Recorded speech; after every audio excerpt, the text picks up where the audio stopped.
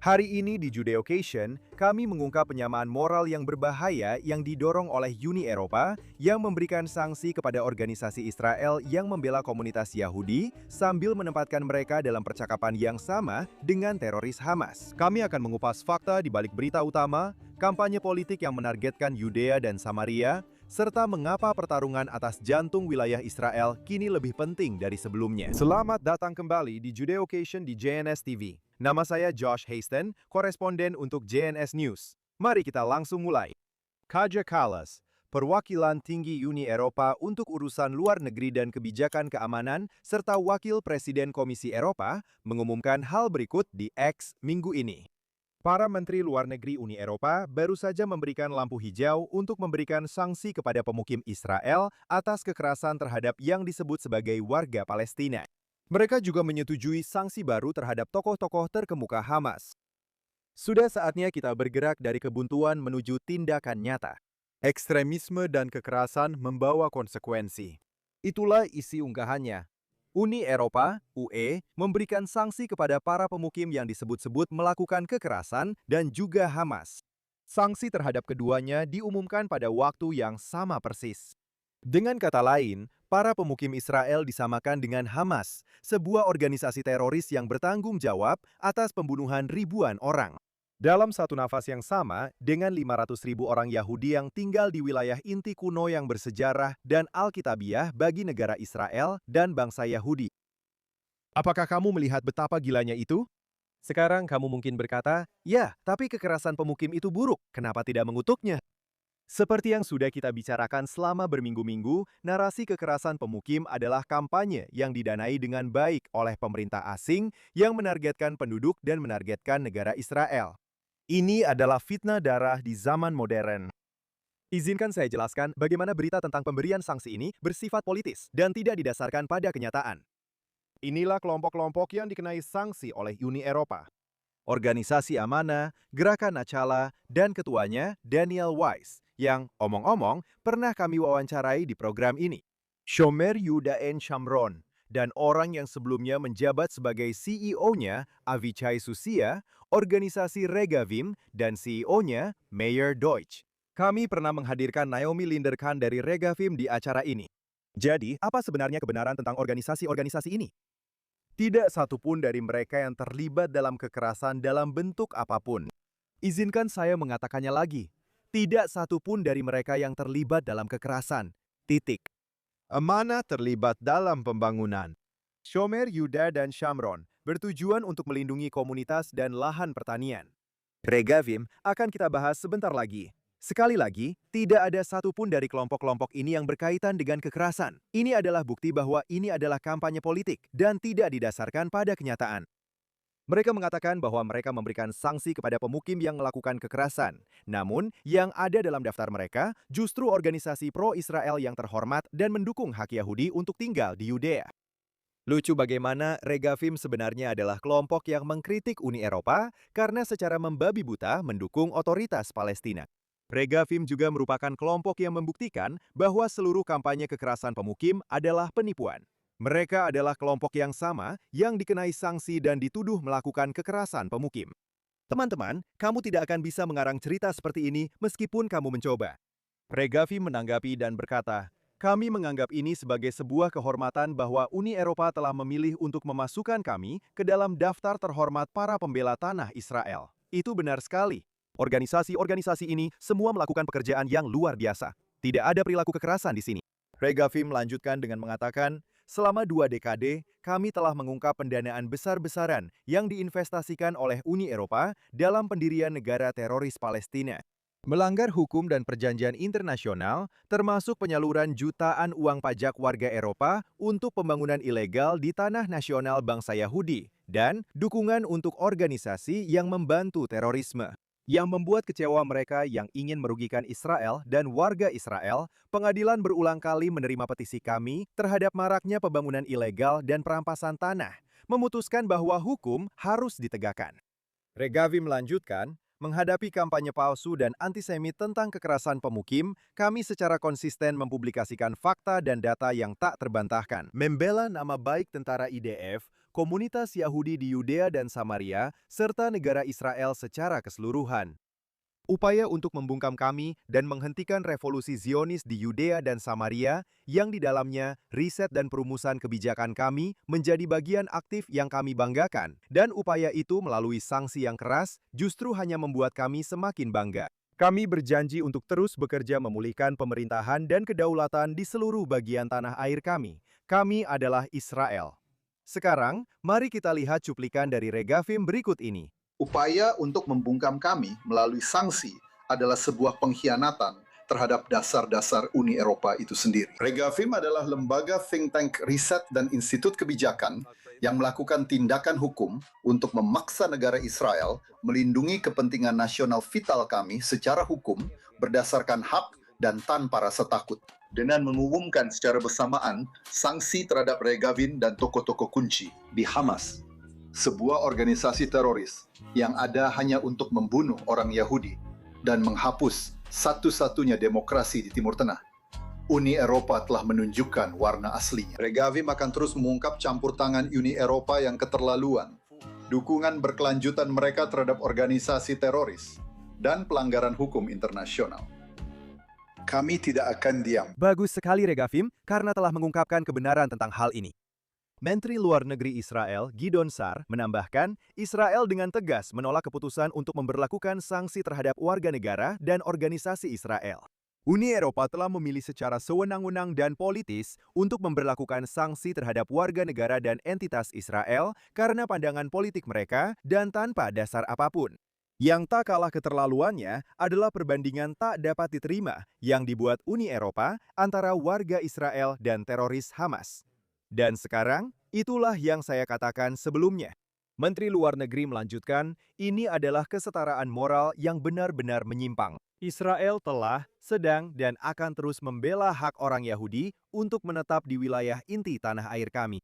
Tidak ada bangsa lain di dunia yang memiliki hak atas tanahnya yang sedemikian terdokumentasi dan sudah berlangsung lama, seperti yang dimiliki bangsa Yahudi atas tanah Israel.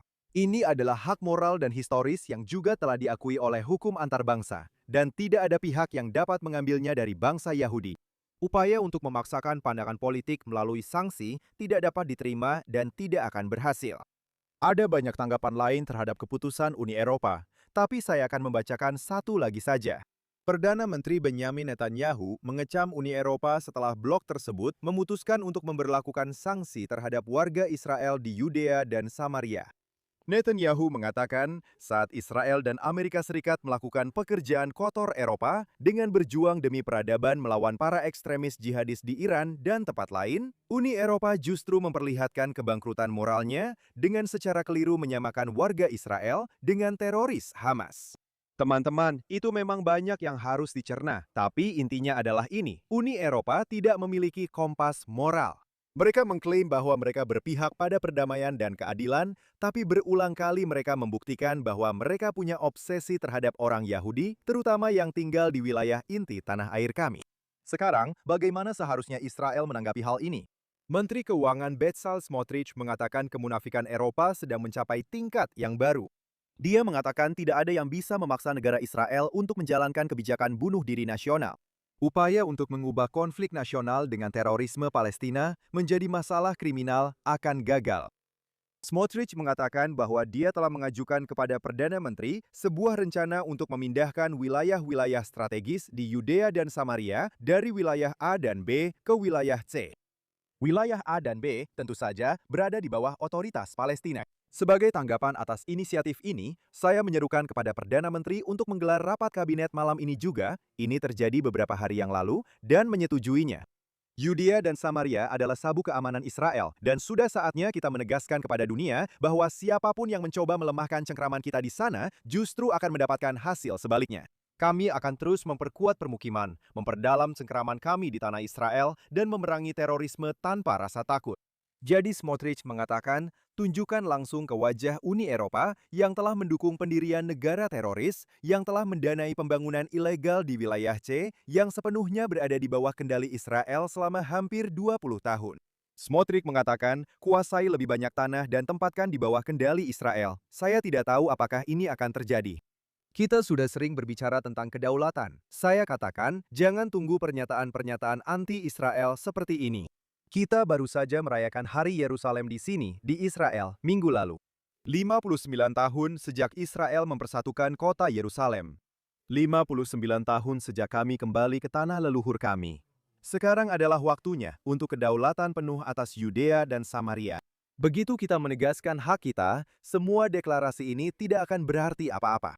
Akhirnya saatnya untuk mengatakan bahwa tanah ini adalah milik kita sekali untuk selamanya. Lanjut, maksud saya semuanya saling berkaitan. Tapi bagaimanapun juga, seperti yang telah diungkapkan oleh Palestinian Media Watch, otoritas Palestina tidak pernah melewatkan kesempatan untuk memuliakan para teroris pembunuh.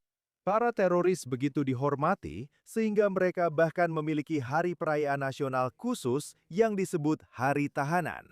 Sekarang apa itu Hari Tahanan? Sebenarnya, itu adalah hari untuk merayakan serangan-serangan mematikan yang dilakukan oleh para teroris. Ngomong-ngomong, di mana Uni Eropa dalam semua ini? Mengapa mereka belum mengecam yang disebut Hari Tahanan ini? Sekarang, jangan buang waktumu menunggu mereka angkat bicara. Ngomong-ngomong, sebuah studi baru dari PMV baru saja keluar berjudul Bagaimana PA Mencuci Otak Anak-anak Kecil untuk Mengagumi Teroris Pembunuh. Merayakan Hari Teroris atau Hari Tahanan. Dalam istilah PA, sekolah-sekolah PA sangat terlibat dalam mencuci otak pemuda Palestina untuk menerima dan mengagumi para teroris pembunuh sebagai pahlawan dan panutan mereka. Di sebuah sekolah PA di Berzet, gadis-gadis muda Palestina diajarkan untuk menghormati dan mengagumi tahanan teroris sekaligus pembuat bom, Abdullah Barghouti, yang sedang menjalani 67 hukuman seumur hidup karena keterlibatannya dalam pembunuhan 68 orang. Pahlawan lain yang disebut-sebut kepada para gadis itu adalah tahanan teroris Marwan Barghouti yang mengatur 3 serangan di mana 5 orang dibunuh dan yang disebut Syahid Walid Daka yang membunuh 1 orang bersama kaki tangannya.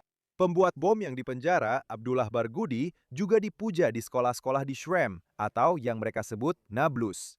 Sebuah pameran bernama Tahanan Kami, yaitu para teroris di mata para siswa kami, diresmikan oleh Gubernur Distrik Nablus, Ghassan Douglas dan Direktur Jenderal Direktorat Pendidikan Nablus, Samir Al-Jamal, di Sekolah Menengah Atas Khawara untuk laki-laki. Pada acara tersebut, para siswa mengenakan kaos bertuliskan "Kebebasan untuk para tahanan" dan seorang pemuda memegang foto tahanan teroris Mohamed Altus yang terlibat dalam pembunuhan 5 orang. Di sekolah PA lainnya, anak-anak laki-laki diberikan poster teroris utama Abu Jihad, yang oleh PA sendiri diakui telah merencanakan serangan yang menyebabkan setidaknya 125 orang terbunuh. Pembunuhan Abu Jihad oleh Israel bertepatan dengan Hari Tahanan dan diperingati setiap tahun oleh PA. Teman-teman, PA memuliakan terorisme. PA membayar teroris dan keluarga mereka sebagai bagian dari program bayaran untuk pembunuhan itu. Semakin banyak pembantaian, semakin banyak Yahudi yang dibunuh, semakin banyak uang yang mereka terima sebagai gaji langsung dari PA. Di mana kalian Eropa? Di mana negara-negara lain di dunia? Dan sejujurnya, di mana pemerintah kita sendiri? Kapan pemerintah kita akhirnya akan mengatakan bahwa kesepakatan Oslo sudah mati dan otoritas Palestina bukanlah mitra untuk perdamaian?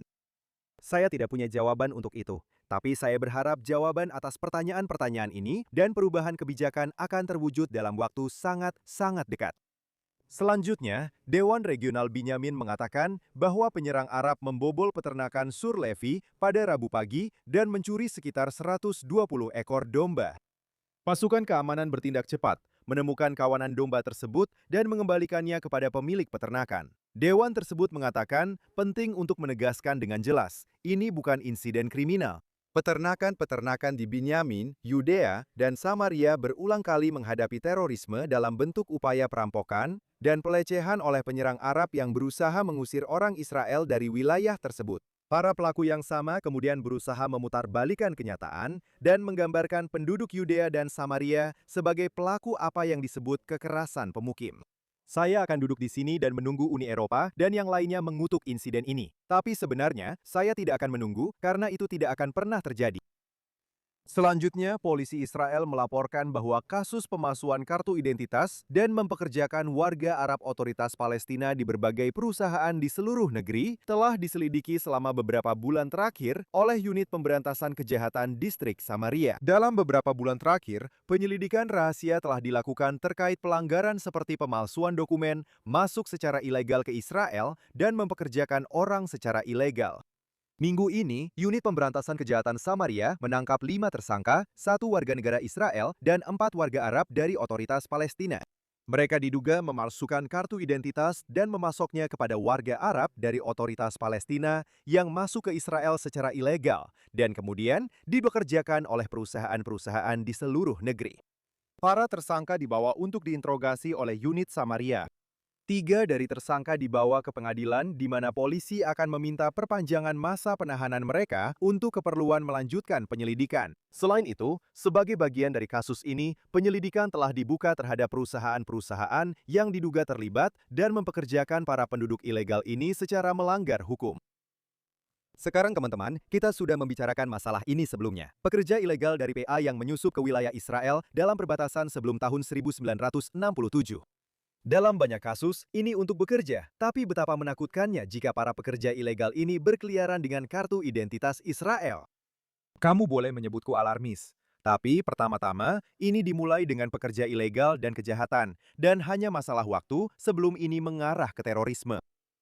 Ini bukan teori, ini bukan sesuatu yang teoritis. Ini sudah terjadi berulang kali. Saya tidak yakin siapa orang Israel yang terlibat dalam perilaku kriminal ini. Apakah mereka Yahudi atau Arab? Tapi seharusnya itu tidak penting. Jika salah satu dari orang-orang ini yang berkeliaran dengan kartu identitas Israel menggunakan kartu itu untuk mendapatkan akses, lalu melakukan serangan, mereka yang menutupi atau membantunya akan dimintai pertanggungjawaban. Bagus sekali polisi turun tangan dan membongkar sindikat kejahatan ini. Satu-satunya pertanyaan adalah, berapa banyak lagi yang ada di luar sana? Dan itu sungguh menakutkan untuk dipikirkan. Dalam berita lain, petugas polisi perbatasan Israel menetralkan seorang pria bersenjata dari otoritas Palestina yang melepaskan tembakan ke pasukan selama operasi kontra-terorisme di Samaria pada Senin pagi lalu. Tersangka menembaki pasukan Israel dengan senapan setelah petugas polisi perbatasan yang menyamar memasuki desa Kalandia, menurut pernyataan polisi Israel. Para petugas membalas tembakan dan menetralkan penyerang tersebut. Kondisinya belum diketahui secara pasti. Tidak ada pasukan Israel yang terluka dalam baku tembak tersebut menurut polisi. Teroris otoritas Palestina menargetkan warga Yahudi Israel di Yudea dan Samaria setidaknya sebanyak 5.051 kali pada tahun 2025, menurut data yang dipublikasikan oleh Penyelamatan Pabatas atau Hatzalah, Yudea dan Samaria, sebuah LSM Israel. Sebanyak 24 warga Israel dibunuh di Yudea dan Samaria pada tahun 2025 dan lebih dari 400 lainnya terluka, kata LSM tersebut dalam laporan tahunannya. Temuan tersebut yang telah dicocokkan dengan data resmi dari Badan Keamanan Negara Yahudi mencakup 3.299 insiden pelemparan batu, 458 serangan dengan bom Molotov, 655 upaya membutakan pengemudi dengan laser pointer, 286 bahan peledak, dan 19 serangan penembakan teroris. Itu, omong-omong, hanyalah yang dilaporkan saja. Bisa jadi ada banyak lainnya, tetapi inilah statistik resmi dari tahun 2025. Apakah Anda percaya bahwa orang Israel harus menghadapi kenyataan ini setiap hari? Saya akan mengatakannya lagi. Di mana sanksi dari Uni Eropa? Lebih dari 5.000 serangan pada tahun 2025 dan tidak ada sanksi. 0. Hanya sunyi senyap. Atau harus saya katakan, tidak ada suara soal serangan-serangan ini karena mereka terlalu sibuk memberikan sanksi kepada organisasi Israel yang bereputasi. Untuk itu, saya katakan sungguh memalukan. Selanjutnya, sebuah rancangan undang-undang yang membentuk otoritas sipil baru yang bertanggung jawab atas urusan kepurbakalaan di distrik Yudea dan Samaria telah disetujui oleh sidang pleno Knesset dalam pembacaan pertamanya pada Senin malam lalu. Rancangan undang-undang ini bertujuan untuk menetapkan tanggung jawab langsung negara Israel atas kepurbakalaan, situs warisan, dan arkeologi di seluruh wilayah tersebut. Jika disahkan menjadi undang-undang, rancangan ini akan membentuk otoritas warisan Yudea dan Samaria. Otoritas tersebut akan mengambil alih tanggung jawab yang saat ini dipegang oleh Kementerian Pertahanan. Menurut situs web Unit Arkeologi Administrasi Sipil, terdapat lebih dari 2.600 situs arkeologi di Yudea dan Samaria. Nah, sejujurnya, saya bukan ahli hukum, dan saya tidak tahu persis apa saja sisi positif dan mungkin negatif dari undang-undang ini. Tapi saya akan mengatakan hal berikut. PA berulang kali menodai situs suci Yahudi dan situs arkeologi kuno. Jika ada sesuatu yang bisa dilakukan untuk mencegah penodaan lebih lanjut, maka saya sangat mendukungnya. Saya berharap otoritas baru ini adalah jawabannya. Waktu yang akan menjawab, tapi intinya penodaan itu harus dihentikan sekali untuk selamanya. Sekarang, jika Anda ingat, minggu lalu saya membicarakan tentang 3.000 pohon ara PA yang diperintahkan oleh Menteri Smotrich untuk dicabut karena ditanam di tanah milik negara Israel. Sekali lagi, pilihannya adalah membiarkan pohon-pohon itu tetap di sana dan membiarkan penyerobotan ilegal di tanah negara, atau mencabut pohon-pohon itu dan bersiap menghadapi kampanye PR negatif. Israel memilih yang terakhir.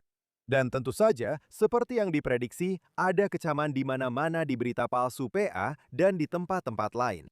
Bahkan CARE, Dewan Hubungan Amerika Islam di Amerika Serikat, mengecam pencabutan pohon-pohon itu. Mereka mengatakan bahwa rencana pencabutan ribuan pohon Palestina adalah bagian dari kampanye yang lebih luas untuk menghapus keberadaan Palestina, merebut tanah, dan membuat negara Palestina yang layak menjadi mustahil. Tindakan-tindakan ini melanggar martabat dasar manusia dan hukum internasional. Jadi pertama-tama, izinkan saya mengatakan, apapun yang mencegah pendirian negara teroris yang dikelola PA di jantung strategis dan alkitabiah kita adalah hal yang positif. Tapi tentu saja, CARE dan yang lainnya semua berbohong, mengatakan bahwa ini adalah semacam kampanye pembersihan etnis.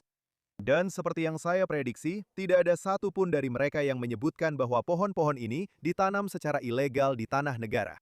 Tentu saja, mereka tidak akan mengatakan bahwa semua ini adalah bagian dari kampanye anti-Israel yang didanai dengan baik. Pohon atau tanah atau kekerasan, atau seperti yang mereka katakan, genosida atau penyerbuan atau pengusiran, itu semua adalah kata-kata mereka. Itu semua adalah bagian dari leksikon mereka. Dan begitu banyak orang termakan narasi itu tanpa mengetahui kebenarannya. Semua orang perlu mempelajari fakta-faktanya. Dapatkan informasi Anda dari kelompok seperti Regafim, seperti yang sudah kita bicarakan sebelumnya. Jika Uni Eropa memberikan sanksi kepada mereka, Anda harus tahu bahwa justru sebaliknya yang benar. Dan kelompok-kelompok inilah yang membagikan kebenaran. Itu saja untuk Judeocation hari ini. Nama saya Josh Hastings, koresponden untuk JNS News di sini di JNS Media Hub di Yerusalem, ibu kota abadi negara Israel dan bangsa Yahudi. Saya ingin mengucapkan terima kasih kepada orang-orang di balik layar di JNS TV. Produser Barbara Kanimov, teknisi Arn Wogelenter, Zach Sykerman, Ryan List, dan manajer stasiun kami, Yuri Svertsky. Terima kasih kepada editor video kami, Ksenia Pelashenko. Terima kasih banyak telah bergabung bersama kami di JNS TV. Pastikan Anda mengunjungi JNS TV untuk program-program luar biasa yang berasal dari Yerusalem ini. Lihat semua acara kami. Beri kami super thanks. Berlanggananlah dan pastikan Anda mengunjungi jns.org untuk semua berita terbaru dari Israel, Timur Tengah, dan seluruh dunia Yahudi. Sampai jumpa minggu depan di sini di Judeocation di JNS TV.